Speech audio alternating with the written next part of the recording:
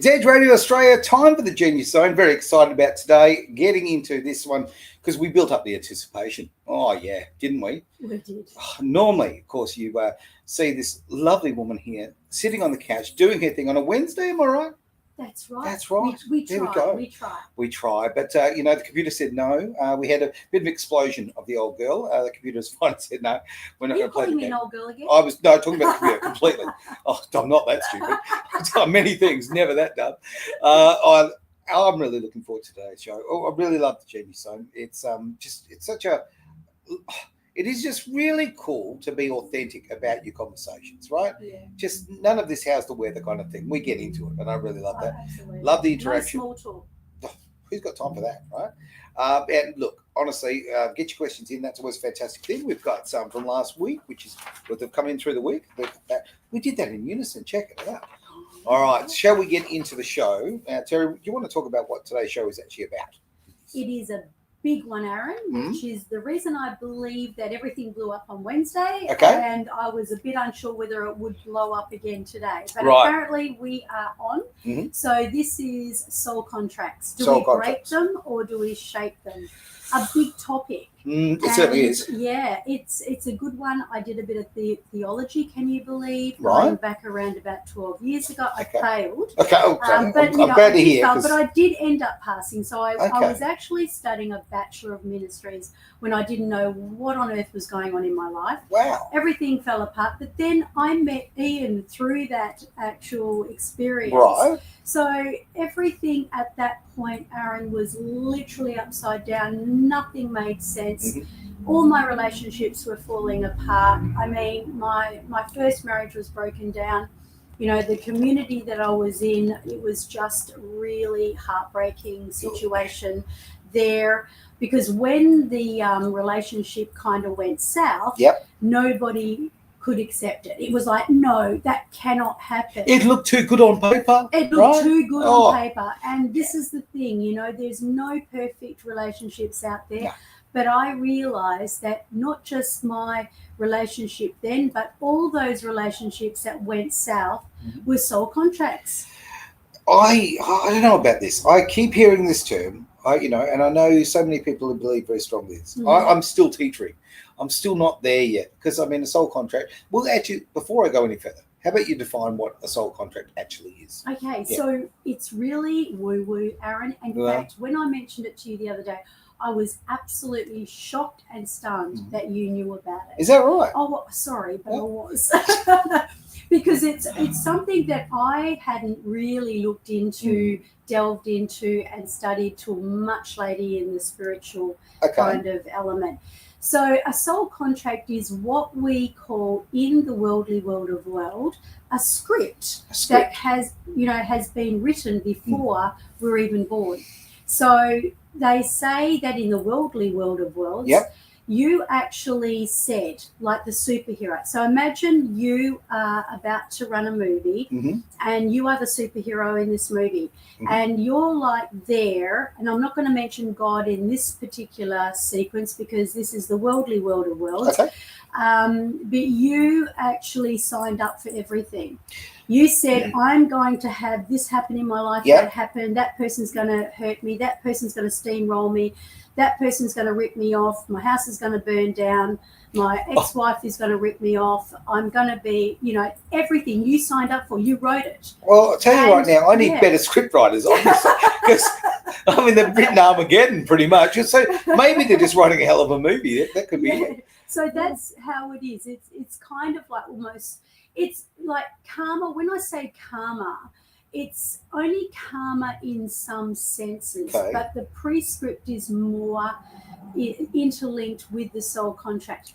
Now, when we're talking about it from the Christian point of view, this was a really big topic because when I was studying theology, I mean, it's all about arguments and, do we believe in this? Do we believe in that? And the topic came up of predestination. So everything is predestined. See, I struggle with this because I'm a big believer in free will, right? I think that you can change your destiny. I think that you can, just knuckle down and make the changes in your life you need to when we all fall off the old path at some stage. So I mean, I don't know. I just But the good news is, though, struggle with Aaron, that predestination does come into free will. okay. Because free will, if you're looking at it from a theological, there was one theologian that believed in grace, Mhm. which means that, you know, there's that forgiveness and that Okay. grace, which is kind of almost like the head honcho for that theologian. Right. Then you've got faith over works. So, Okay. you know, when it comes to predestination, free will comes in where the topic of this show happens to be Okay. break them Yeah. or shape them. Right. Yeah. Okay. But you've got to be able to go through the learnings. So even though you may have said, okay, I'm going to hire for this movie, Mhm. you know, I'm going to be Evel Knievel or Peter Brock or whoever you want to be. Right. You know, you're going to bring in all of these stars. It's like a movie. Yep. And, you know, so look at your life like a movie. Okay. And it's almost like, well, if I'm going to be the hero, for those of us who come into this knowingness, this all knowingness about it, not all knowingness, that's an affront to God, but you know what I mean. I know. What you're saying. Then, you know, over the other side of our learnings, and we're never going to get to the end of our life thinking that we've learned everything we needed to learn, because then life would be perfect. Yeah, and it's never going to happen. Yeah, it's Yeah. never going to happen. So in reality, the things that you're meant to learn Yep. will be learned. Okay. And can you notice though, Aaron, I know I can, I've got a situation going on at the moment. I did tap on it before. But it's like, oh no, not this again. The same situation. Like even like my family, especially my kids and my ex, will go, here she goes again. Why does she always end up, you know, hiring dodgy tradies? You know, it'll be, you know, like that. So at the moment, Sure. I'm dealing with a person who's not only in a situation where they've kind of deserted the job, taken my money and ran, Yeah. but they've had a meltdown on site. So they've literally melted down inside our house 3 Right. times, even though my husband's getting around with this, you know, toe that's amputated or toeless. Sure. You know, Is he and- walking in circles a lot? I'm just wondering. Well, maybe. You've got to make a lot of it. You know, Good. I mean, Ian's yeah. a great guy. But here we are with a tradesperson. Yeah. Who else would have a tradesperson who yells and screams, telling you he's having an anxiety attack, tells you every single thing about his life and everything, while he doesn't know you from a bar of soap, and rings you up and asks you for money, even though he's already set up a contract, and that was a contract, and then turns around and abandons it. Right. Abandons the whole situation. We've got someone backstage. Yeah, we here. have. People are Yeah, sneaking in everywhere. I Look know, at that. right? Fantastic. Just So- by the front door there. There you go, in a little bag. There we go. Yes. Just having something picked up. Yes. So, you know, the sole contracts, you know, I had a sole contract for Yeah. this to happen. See, But did I you? need Did to- you really? But I need to learn something, Aaron. Okay. Like, what do I need to learn? I probably need to learn to do my due diligence a little bit better. And maybe, even though I'm a big believer in the speed of trust, Mhm. I don't know whether you've ever read that book by Wayne Dyer. No. I've read 3 books in my life. So Okay, well, join the club. Yeah. Maybe you've read more than me. So I listen to them on audio. So Okay. I really suggest that if Yeah, you're it's a great idea. not a bookie Yep. or a bookworm. But he talks about the speed of trust. So by kind of drawing people's Mhm. personality or their character, believing in them. And Ian and I made this decision together because we knew he had a meltdown even when we parted with half of the money for the kitchen that's Yeah. supposed to be installed. And then he was asking me for that's a more lot of money. These are not cheap things. Yeah. No. And so he was asking for more money, but in such a desperate way. And Ian says, well, look, he tells us that all his clients have ripped him off. Nobody pays him. I did ask myself the question, why are his clients not paying him?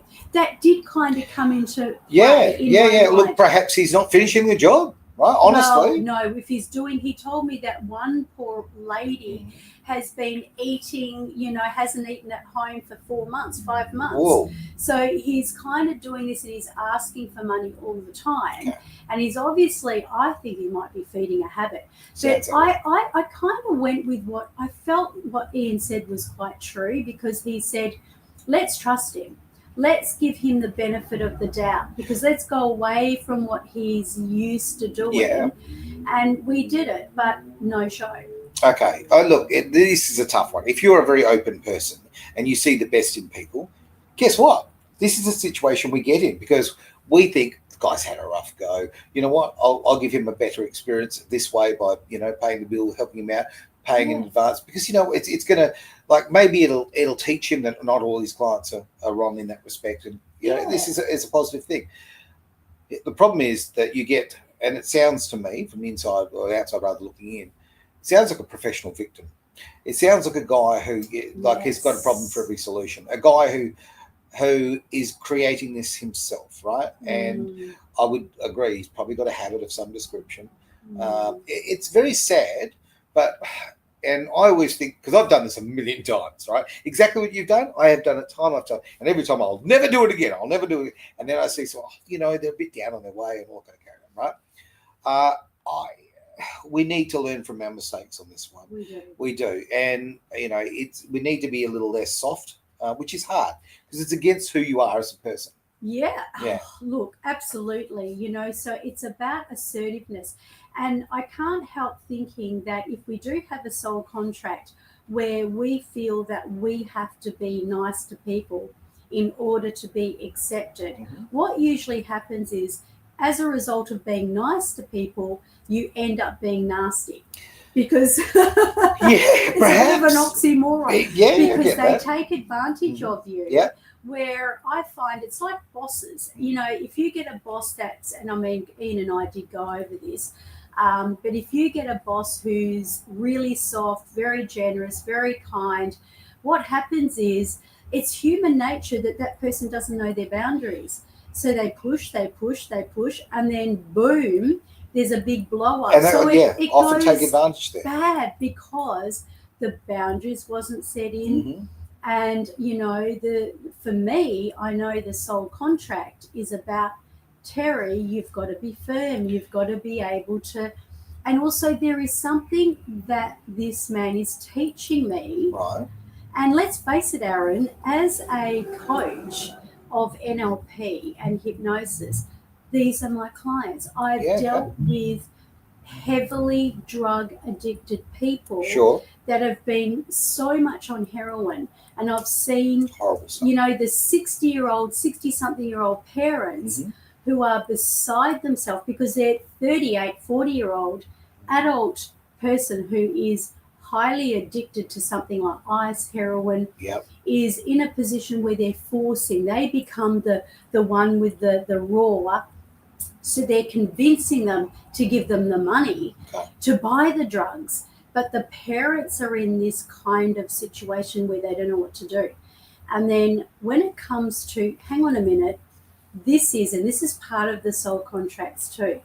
When you are going through a mess, and I wouldn't call this a mess for me. I mean, there's much worse things we can be talking about here, Aaron. I don't know. This is a minor cleanup. This is not that big a mess. Just sort of a little sample here. Okay. So our listeners can kind of get the drift.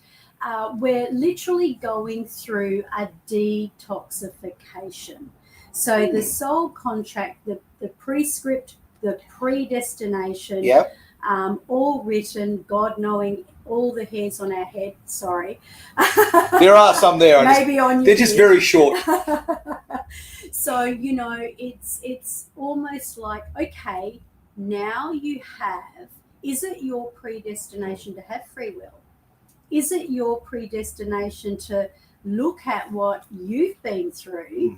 I mean, when I walked in here today, I heard a man who was very convicted about what he was talking about. Who is this fella? And who is this man? And I thought, gee, he ought to be on the show today because he's had a very big soul contract with someone who has really hurt him. Correct. You want to talk about it? Oh, I thought we were going to talk about other people's problems, but okay. Yeah, look, for sure. I mean, today I actually did I had an interview with an organisation called Mutual Respect.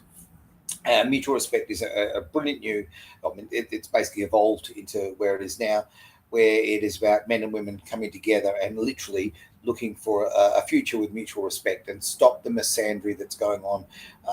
It's very, very much focused on parental alienation and stopping parental alienation, which is the big thing in my soul contract, I guess, which is the big underlying factor of it's been 8.5 years since I've seen my children, right? It's disgusting. It is. That is just so morally corrupt at every single level. It's just and particularly the way it was done, and the pretext of how it was done, and the blatant lies of how it was done, and the people that were hurt for the price of this person just wanting control. Yeah. Right. So it hurt so many people. This is the thing. So from my point of view, I spoke to this organisation, and I don't want to just sit in there and have this negativity. I want to actually show people there's hope. There's another side to things, and we can work together and do this. So yes, when you walked in, I was actually in the middle of an interview for that, and I thank Daniel very much for the opportunity, because the more we share our stories, the more people can actually understand what's going on in the world.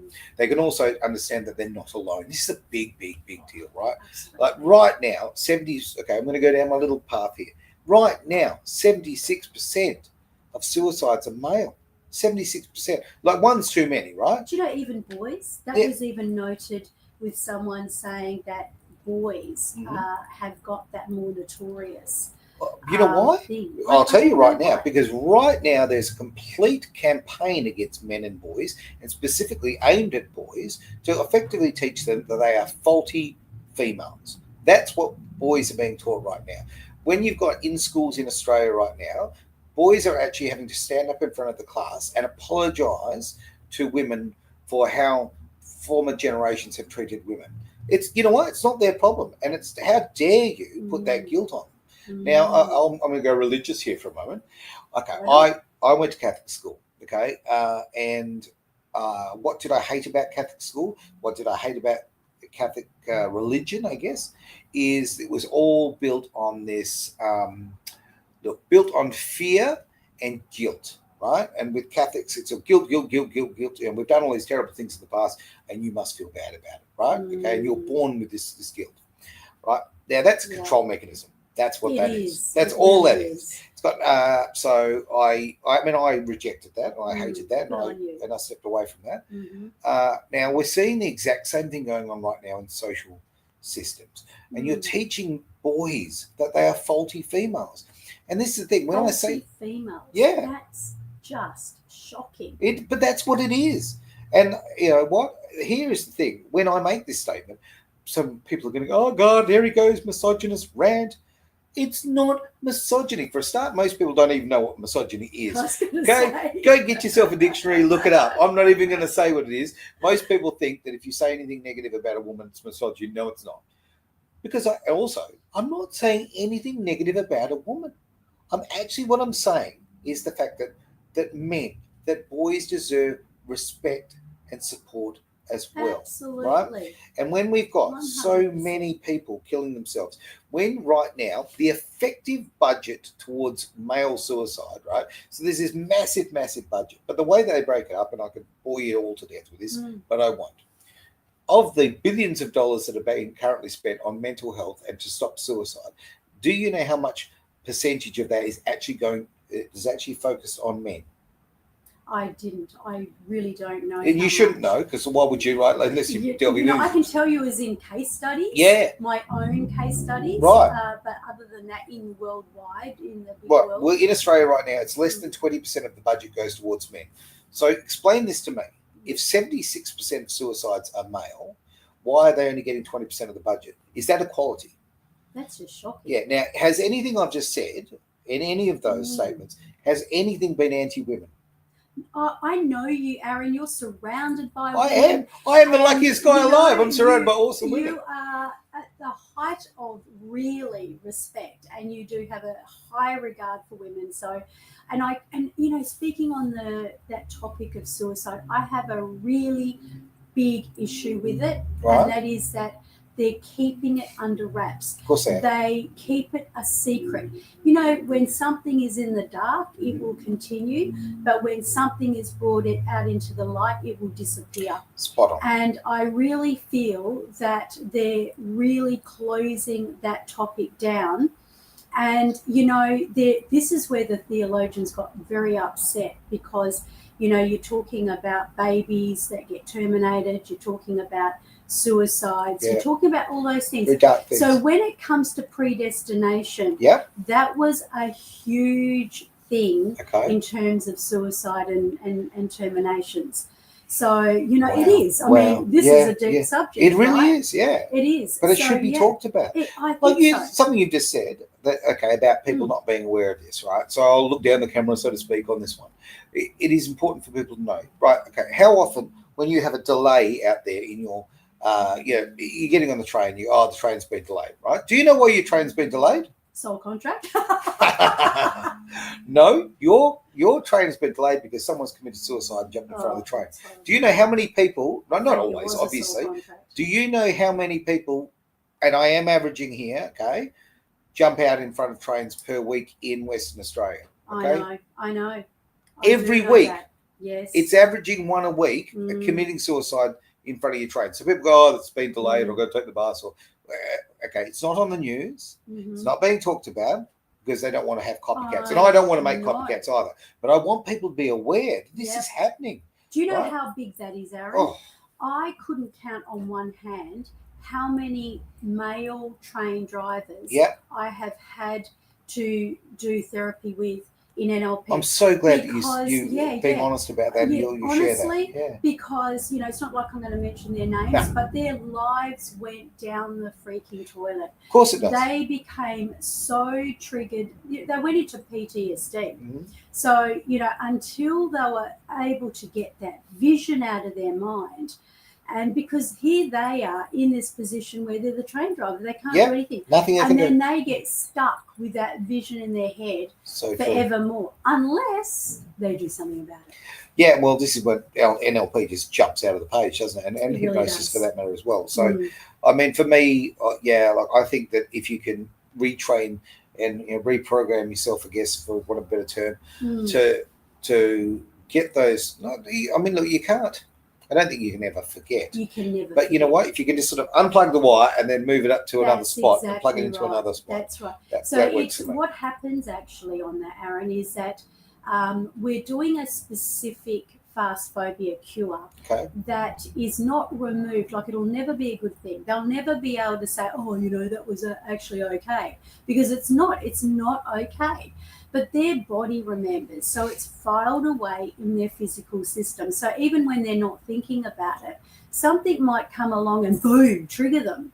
And they'll get, and this is the way it happens for everything. Of course we get triggered. That's why it's like, what happened? What just happened? Why did I do that? Why did I?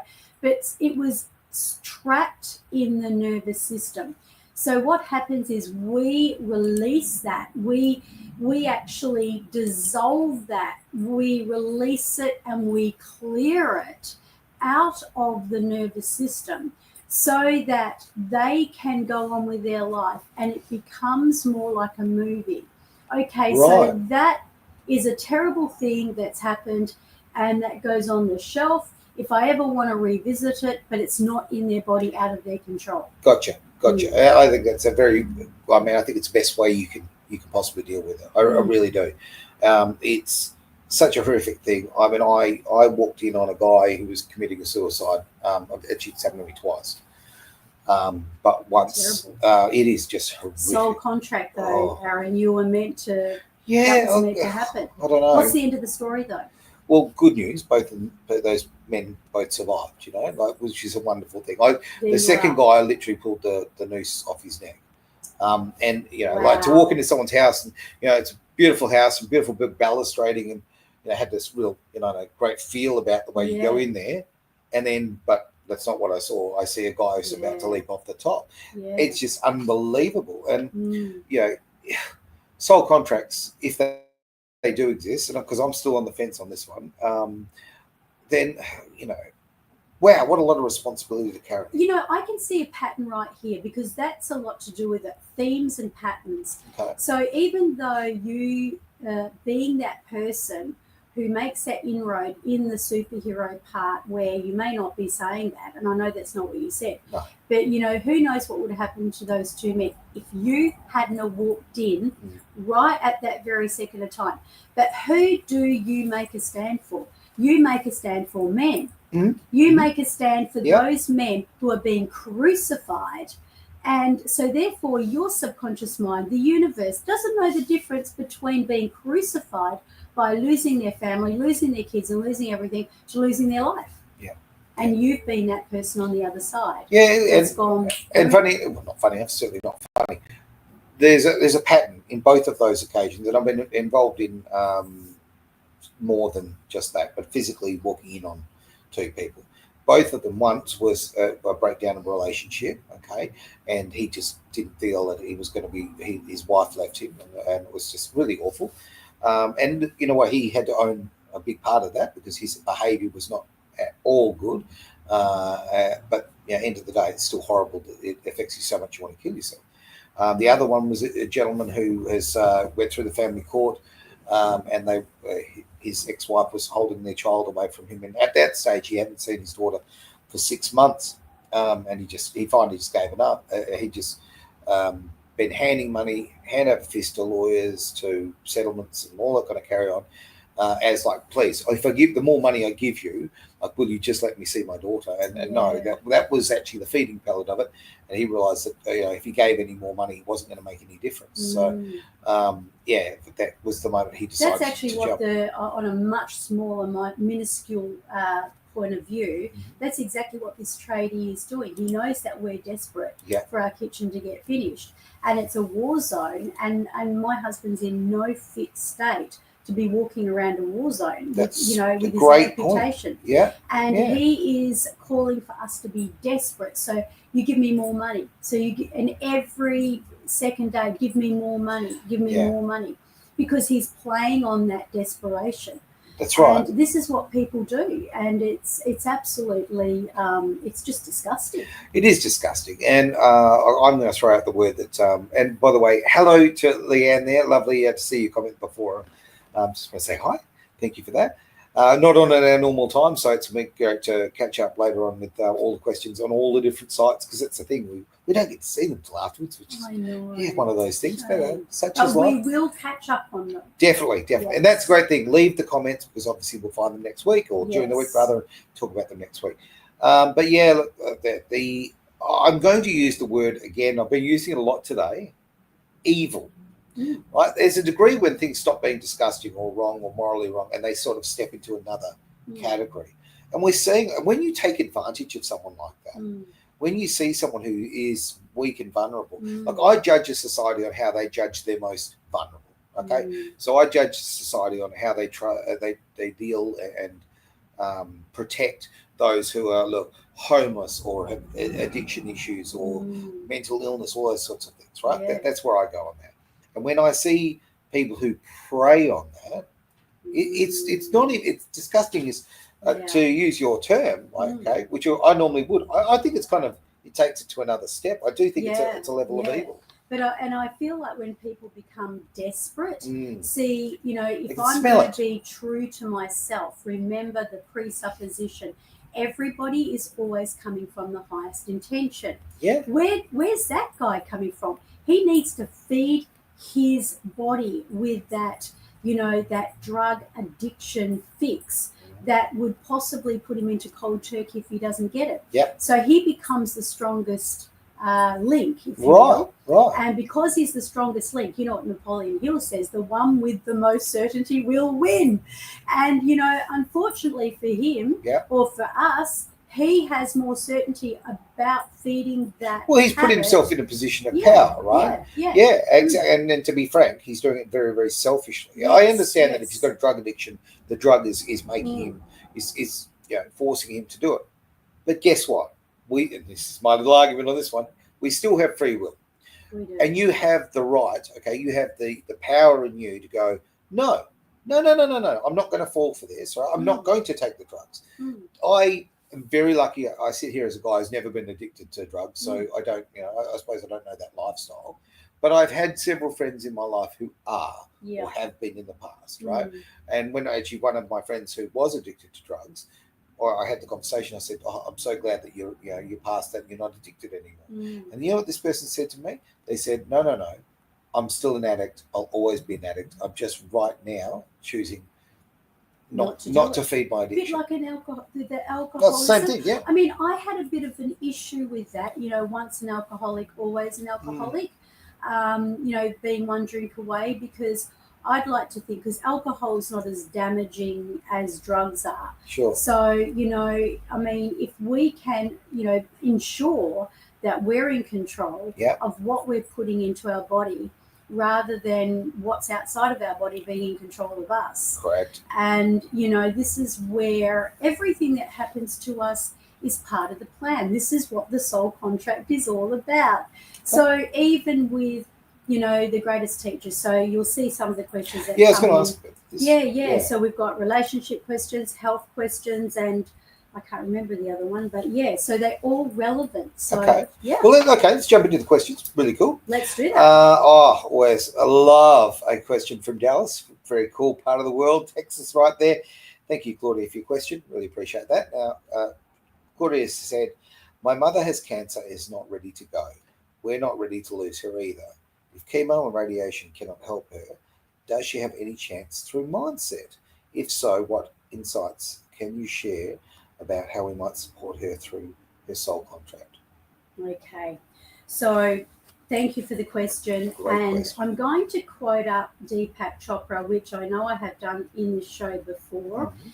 And Deepak Chopra says, the eaves of your mind are actually eavesdropping on the cells of your body, and vice versa. So the cells of your body are really creating. So dis-ease comes from dis-ease of the mind. Yeah, Yeah. I didn't know that until about, I don't know, Yeah. 5 odd years ago. Yeah. Mm. Yeah. So it can show up and manifest. And if you look under, and because this is my belief system, some people will go, "What a load of crock." But, I can tell you that my belief system, and, even scientifically proven, that what is going on in our body is as a result of something that is not aligned and something that we need to deal with. So, for example, I've seen people very close to me. Right. I had one particular man I used to care for many years ago, and he had cancer riddled through his body. Now, I'd just become a keen hypnotherapist, Okay. and he was always interested in the work that I did. Yep. So we went on this crusade to work through a lot of the bitterness. And, by the way, shame and guilt, you were mentioning guilt before. It's the lowest frequency. Did you know that? It's the lowest frequency. Makes sense, though. So if people are using guilt and shame, that is going to push someone down. And that, with resentment, bitterness and hatred, really left unresolved, causes this. Now, we can't help it. These are natural human traits. If we get hurt, of course it's going to show up in our body. We're going to feel what we feel. Mm-hmm. But when we feel what we feel, if we don't let it go, it manifests. It kind of festers. Okay. And fester comes from manifest. So, yeah, because remember we were saying the other day, it's not just manifesting good, but it's manifesting bad as well. So Deepak Chopra did a testing where he had terminally ill patients. Okay.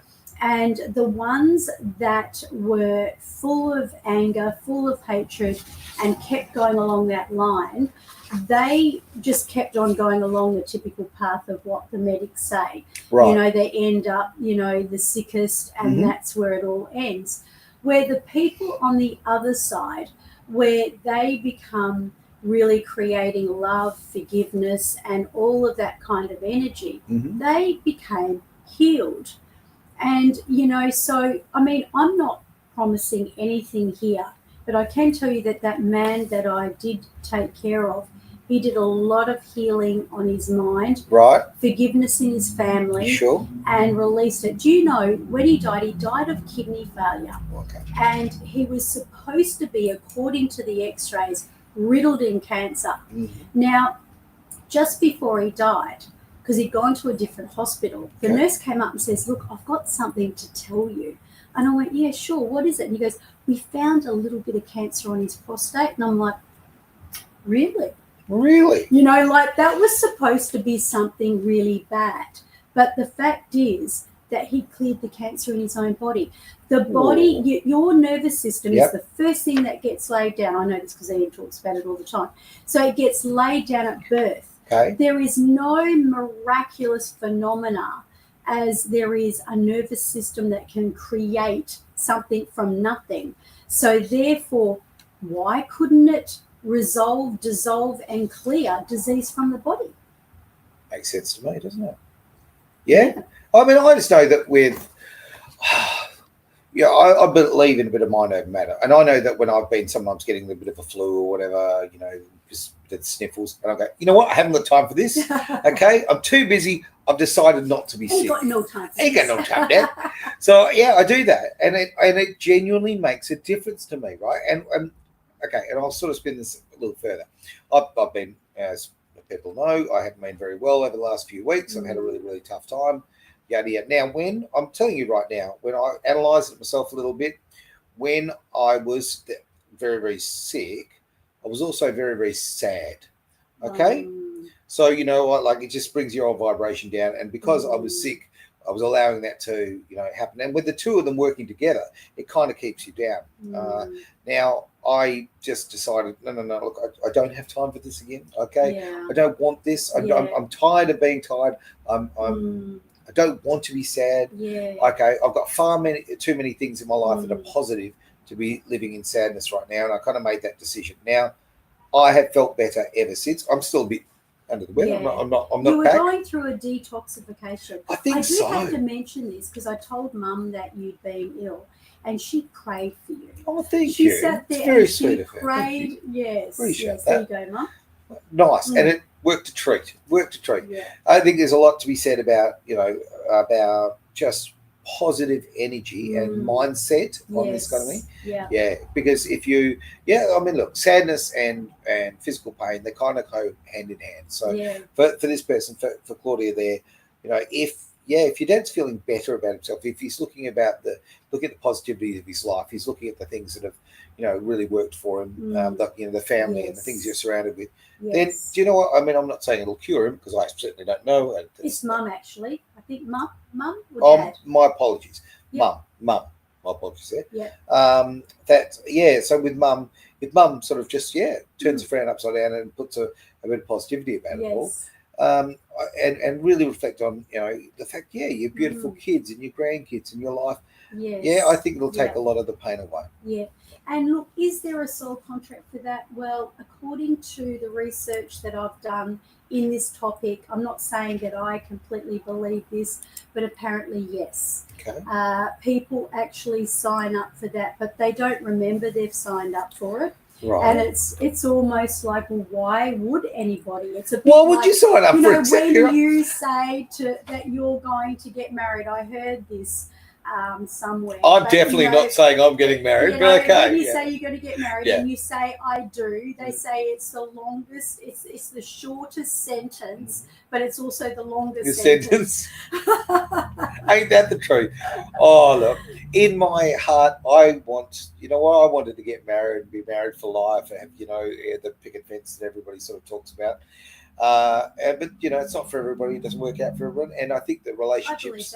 I think relationships are like, while they're happening and you're living in them, once they've passed their time and they no longer serve you or the person you're with, then it's time to move on. And and I don't think it's a bad thing. I think, you know, certain things have a use by date, right? When we throw the milk out, right? And I'm not saying throw your partner out, but I'm just saying that when time comes, we can transition and you know what, you can still love that person.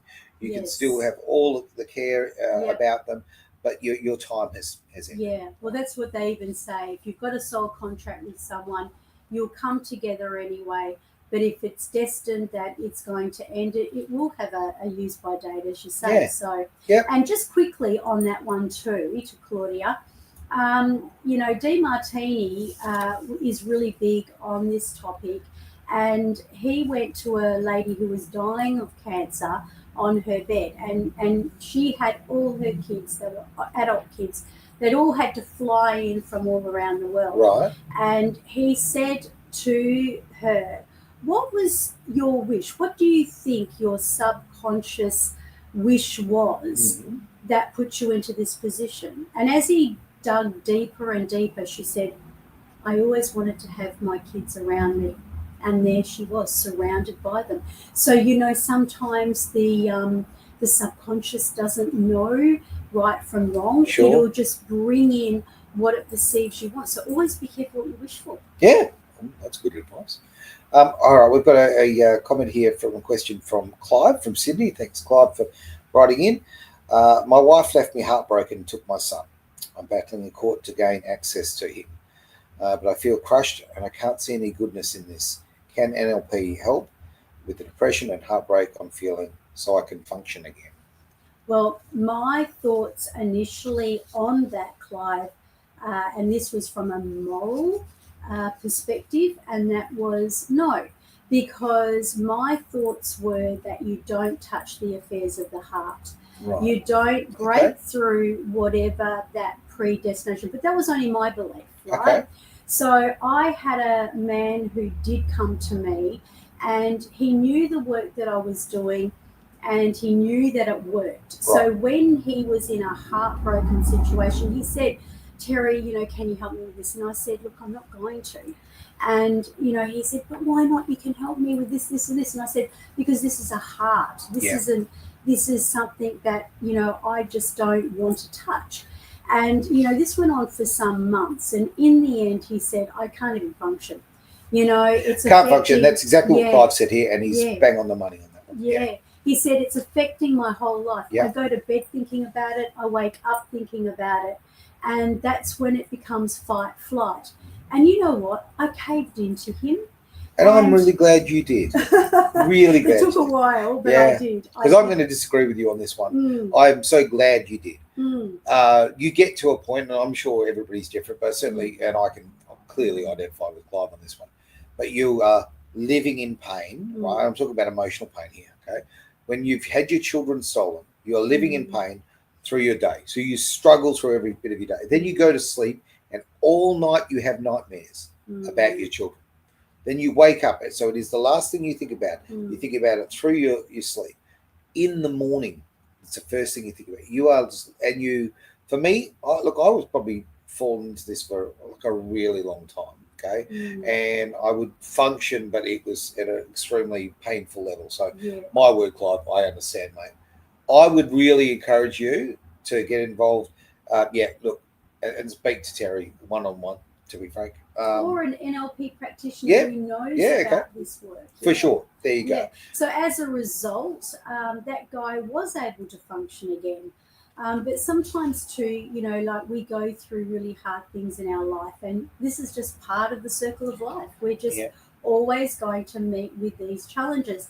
And, what we really have to do is, rather than run away from them, we have to face them to some degree, and even put ourselves, because when we're doing NLP, if we look at it from the, another perspective, what we're doing is we're putting them through the fire. Okay. And we're getting them to really go in and feel that pain, but in a very, very safe way. Right. And done in a way where they can expand themselves, bring them into the pain, and then blow it out of the water. Okay.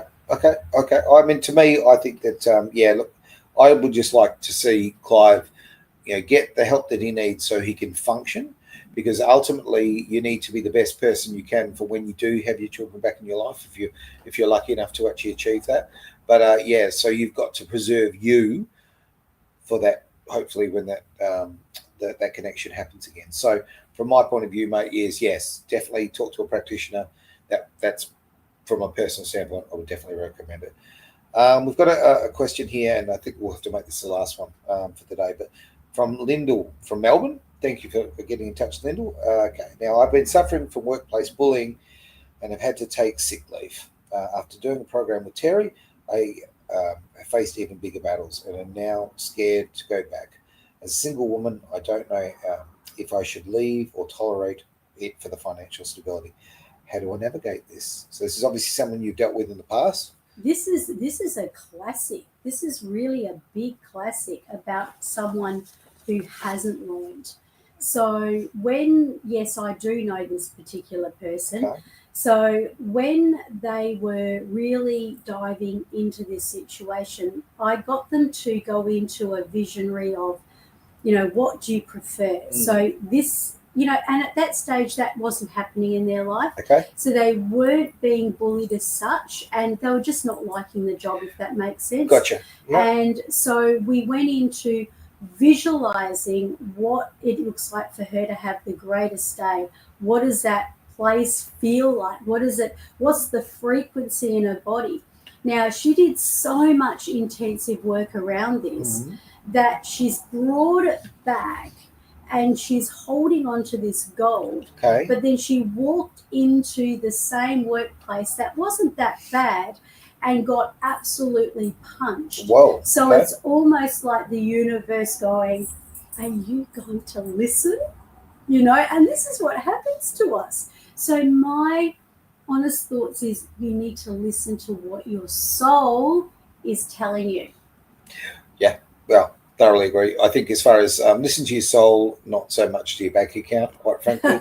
Yes, the golden handcuffs. Oh, man, it is so true. How many people are, they're in, Corp Australia, Corp America. I deal with them on podcasts all the time. That's the attraction. And they're caught up in this high level. They're earning so much salary, big money, but they're absolutely freaking miserable. Yeah, spot on. Lifestyle is far more important, and what serves your soul is far more important in my eyes than financial gain. I've played both games, and I would tell you right now, don't get me wrong, no one likes being broke because it's tough. Okay, when you're broke, you're lacking options. Okay, so I have a little expression I like to call. Well, I've stolen it from a rather large band. Be comfortably numb, okay? Like enough money that you've got options, okay? That you're not living in that fight flight about the fact of where do you get your next meal, how do you pay your rent, how do you pay your this, how do you pay your that? Like just enough money that's kind of does that, but you're still doing something that actually genuinely feeds your soul. If you're working for a soulless corporation, or you're doing something you're not aligned with. Okay, you know what? Your bank balance may look fantastic, but who the hell are you working for? Are you working for you or are you working for the man? Exactly. Right? You can't take your money with you. No, you. you can't. And your riches and your wealth are within yourself. But you know what? When you said that comfortably numb, I literally flashed back. That triggered me to the concert that was here in the 80s. Yeah. That concert? I wasn't there. No. There. Oh, you lucky bugger. Yeah, okay. Wow. What band was that? PF. Huh? Pink Floyd. Yes. I don't. Why are you not saying it? Yeah, Pink Floyd concert. I wasn't sure whether we were supposed to promote or not. Oh, it's been a radio station. Yeah, it's quite all right. We can just say whatever we like. That's called free speech. Yes. Yeah, no, that was a pretty big concert. A friend of mine actually went to that and just loved it. And I was like, I missed out on that. But I remember I tripped over a guy that had a cast, but lucky I didn't get his leg. I just tripped over it. No. But it was great. It was a really good concert. They sound as good as they do on, when they're on stage or when they're recording, basically. Absolutely amazing band, and a lot of really good stories there. And it's so funny, because I've got this terrible habit of I can music lyrics fall into my head constantly. Right? Could be because I've got a kind of a career wrapped around music, I guess, but. All right, when you said before about frequency, right, all I had in my mind was, what's the frequency, Kenneth, right? I was thinking about REM, right? Okay, wow. See, that's how my mind works. Right? It's a struggle to be in here, trust me. But why that just resonated with me is because I just thought to myself, okay, you've got Man on the Moon and you've got that song and many others. It makes me want to go revisit listening to REM because I think there's so many really good stories in there and really very thought-provoking kind of things like Man on the Moon. All right, that is when you Amazing. when you listen to the lyrics, Yeah. you might look at things a little differently. That's Right. just a thought. All right. But with that little bombshell, I think we should end the show. Thank you very much for being part of it. Of course, it is the Genius Zone here on Edge Radio Australia.